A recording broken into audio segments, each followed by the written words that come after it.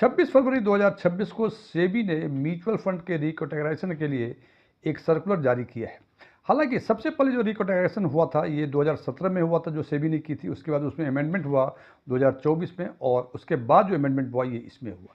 हालांकि इस सर्कुलर में म्यूचुअल फंड के डिफरेंट स्कीम्स के बारे में कई चर्चाएं की गई हैं, लेकिन जो सबसे इंपॉर्टेंट चर्चाएं जो मुझे लगी, और वो चर्चा है म्यूचुअल फंड के पोर्टफोलियो ओवरलैप के बारे में। आज की वीडियो में हम चर्चा करेंगे कि म्यूचुअल फंड के पोर्टफोलियो ओवरलैप के बारे में सेबी ने एएमसी को क्या चेतावनी दी है और इस चेतावनी का प्रभाव क्या होगा। मैं डीएम झा, आप देख रहे हैं स्टोन टैक्समैन चैनल। यदि इस वीडियो में आपको कोई नई जानकारी मिले या ये वीडियो आपको पसंद आए तो इसको लाइक करें, अपने फ्रेंड्स के साथ शेयर करें, कमेंट बॉक्स में यस लिखें, और यदि लगे इस वीडियो में ऐसी कोई जानकारी नहीं है जो पहले से आपको नहीं पता थी या यह वीडियो ही आपको पसंद ना आया हो, कमेंट बॉक्स में नो लिखें। और यदि आपकी रुचि इन्वेस्टमेंट, खासकर म्यूचुअल फंड इन्वेस्टमेंट, टैक्सेशन में केवल डायरेक्ट टैक्सेशन और बैंकिंग में है, और अभी तक आपने मेरे चैनल को सब्सक्राइब नहीं किया है तो मेरे चैनल को सब्सक्राइब करें और ऑल बटन पर क्लिक करें ताकि हमारे सभी नए वीडियो की नोटिफिकेशन आपको लगातार मिलती रहे। इस सर्कुलर में जो पोर्टफोलियो ओवरलैप के बारे में चर्चाएं की गई, इस पर चर्चा करने के पहले हम ये जानना चाहेंगे कि आखिर पोर्टफोलियो ओवरलैप इतना इंपॉर्टेंट क्यों है। जब हम इन्वेस्टमेंट की बातें करते हैं तो हम चाहते हैं कि हमारा पोर्टफोलियो डाइवर्सिफाइड रहे, जो कि फाइनेंशियल सिचुएशंस कुछ भी हो उस पोर्टफोलियो में एबव एवरेज रिटर्न मिलता रहे, और इसके लिए हम डिफरेंट एसेट क्लास में अपने पूरे पोर्टफोलियो को डाइवर्सिफाई करते हैं। और सेबी ने ये महसूस किया कि म्यूचुअल फंड में डिफरेंट स्कीम्स के नाम अलग अलग हैं, लेकिन उसमें पोर्टफोलियो ओवरलैप काफ़ी अधिक है। इससे इन्वेस्टर्स को जो दिक्कतें हो रही थी वो डाइवर्सिफिकेशन के बारे में उसको मिसलीडिंग इन्फॉर्मेशन मिल रही थी। पोर्टफोलियो में डुप्लीकेट फंड्स में इन्वेस्टमेंट हो रहे थे, उनको लग रहा था कि हमारा पोर्टफोलियो डाइवर्सिफाइड है, लेकिन क्योंकि डिफरेंट म्यूचुअल फंड स्कीम्स में है, लेकिन बेसिकली वो डाइवर्सिफाइड नहीं था, और इसके कारण जो कंसंट्रेशन रिस्क था वो काफ़ी बढ़ गया था। अब चर्चा करते हैं कि आखिर इस सर्कुलर में पोर्टफोलियो ओवरलैप के बारे में क्या चर्चाएं की गई हैं। इसमें सिंपल चर्चा की गई है कि किसी भी एएमसी के दो फंड में यदि 50% से अधिक पोर्टफोलियो ओवरलैप होगा तो उनको 3 वर्षों के अंदर ये ओवरलैपिंग जो है 50% से कम करनी पड़ेगी। और इसका जो ग्लाइड पाथ है, उन्होंने मतलब इसको जो 3 वर्षों का जो स्टेज वाइज बताया, जो ग्लाइड पाथ कहते हैं, कि उस ग्लाइड पाथ में इन्होंने बताया कि पहले साल में 50% से अधिक जितना भी एक्सेस ओवरलैप है उसका 35% आपको एक साल में समाप्त करना पड़ेगा। सेकेंड ईयर में जो एडिशनल 35% और ख़त्म करना पड़ेगा, यानी 70% अप टू 2 ईयर्स तक ख़त्म करना पड़ेगा, और थर्ड ईयर में रिमेनिंग 30% है इसको भी समाप्त करना पड़ेगा। इस ग्लाइड पाथ को यदि हम सिंपल भाषा में समझने की कोशिश करें तो यदि हम माने कि किसी पर्टिकुलर एएमसीज के दो स्कीम में 80% का पोर्टफोलियो ओवरलैप है, इसका मतलब जो बेंचमार्क है 50%, उससे अधिक 30% का पोर्टफोलियो ओवरलैप को इनको कम करने पड़ेगा विद इन 3 ईयर्स। पहले साल में 30% का 35%, ये 10.5% आपको ओवरलैप कम करना पड़ेगा at the end of first year.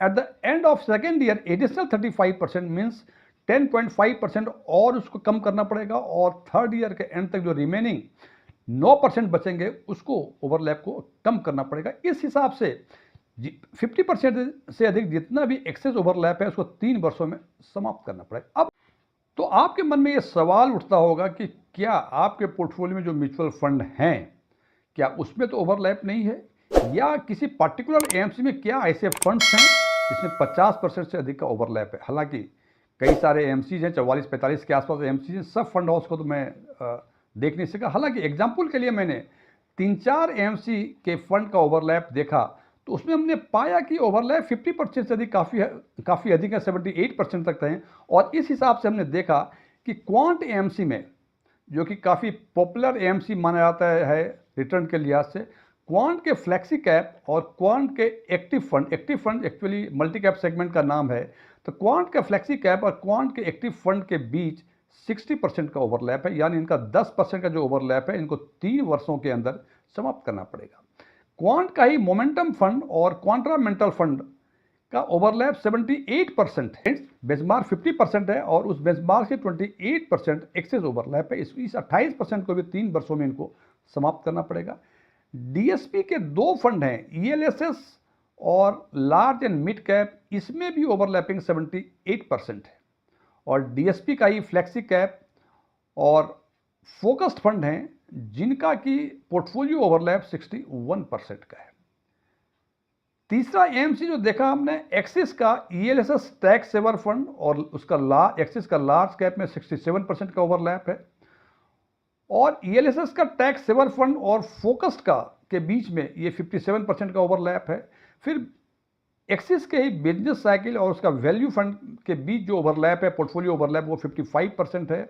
और एक्सिस के ही बिजनेस साइकिल और उसके लार्ज एंड मिड कैप का जो पोर्टफोलियो ओवरलैप है ये 51% का है। एचडीएफसी का लार्ज एंड मिड कैप और एचडीएफसी का मल्टी कैप जिसके बीच का पोर्टफोलियो ओवरलैप 57% है। मन में एक और सवाल होता होगा कि सारी कहानी पोर्टफोलियो ओवरलैप के बारे में बता दी, लेकिन इसका मतलब क्या होता है, ये कैसे इम्पैक्ट करता है? इसको एक एग्जाम्पल के द्वारा समझने की कोशिश करेंगे। मान लें कि ए और बी दो म्यूचुअल फंड स्कीम्स हैं, उसमें से कई सारे स्टॉक्स हैं।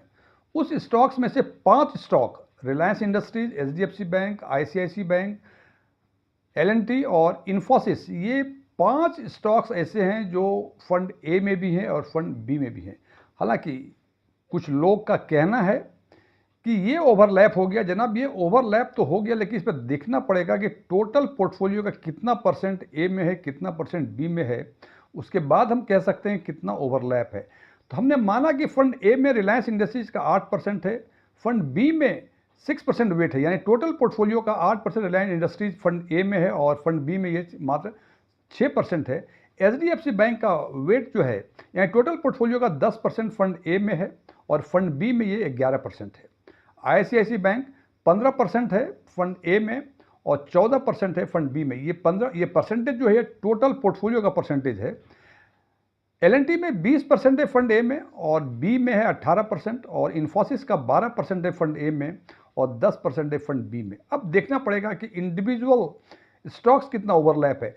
अब जैसे एग्जांपल कहते हैं कि रिलायंस में ए में 8% है और बी में 6% है, इसका मतलब 6% ही तो ओवरलैप हुआ।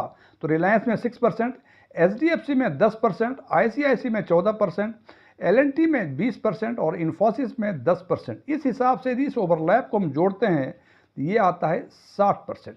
और ए और बी का अलग अलग देखें कि जो वेट एग्जाम्पल दिया है हमने, 65% का दिया है फंड ए में और बी में दिया है 59%। इसका मतलब फंड ए में जो 35% और हैं वो ऐसे स्टॉक्स हैं जो कॉमन नहीं हैं, और फंड बी में 41% ऐसे स्टॉक्स हैं जो फंड ए के साथ कॉमन नहीं है। इसका मतलब कि 5 जो स्टॉक्स हैं उसमें से 65% फंड ए का है और उसी 5 स्टॉक्स में 59% फंड बी का है, और ओवरलैप जो टोटल आता है वो 60% का आता है। तो बेसिकली दिस 60% ये ओवरलैप है। अब अगला सवाल, यदि कोई पर्टिकुलर एएमसी पोर्टफोलियो ओवरलैप को 50% से कम 3 वर्षों में नहीं कर सका तो क्या होगा? तो जनाब, हो सकता है कि उनको 2 फंड को आपस में मर्ज करना पड़े, कोई और नाम देना पड़े, या यदि मर्जर फिजिबल नहीं है तो हो सकता है कि एएमसी को कहा जाए कि वो दोनों ही फंड को वाइंड अप करें या कंसोलिडेट करें। इस हिसाब से हो सकता है कि 2 म्यूचुअल फंड कोई बंद भी हो जाए या आपस में मर्ज होकर तीसरा म्यूचुअल फंड भी हो जाए। तो आप चेक कर लें कि क्या आपके पोर्टफोलियो में भी कोई ऐसा म्यूचुअल फंड है जिसकी ओवरलैपिंग 50% से अधिक है। फ्रेंड्स, ये वीडियो क्लोज करने के पहले मैं कुछ डिस्क्लेमर देना चाहता हूँ कि मैं कोई म्यूचुअल फंड एडवाइज़र नहीं हूँ, नहीं मेरे पास एमएफआई के कोई रजिस्ट्रेशन नंबर है, नहीं मैंने सेबी के कोई एग्जाम इस कॉन्टेक्स्ट में पास किए हुए हैं। ओपन डोमेन में जो भी इन्फॉर्मेशन अवेलेबल है उसके बेसिस पर मैं आम लोगों के लिए आम वीडियो बनाया करता हूँ। ये मेरे विचार थे। यदि आप मेरे विचारों से सहमत हैं तो कमेंट बॉक्स में एग्रीड लिखें, और यदि लगता है कि आप हमारी बात से सहमत नहीं है तो कमेंट बॉक्स में नॉट एग्रीड लिखें। लेकिन नॉट एग्रीड लिखने के साथ साथ असहमति का कारण जरूर बताएं, सो दैट आने वाले वीडियो में इसको इनकॉर्पोरेट करके मैं और इसको इम्प्रूव कर सकूं। Thank you.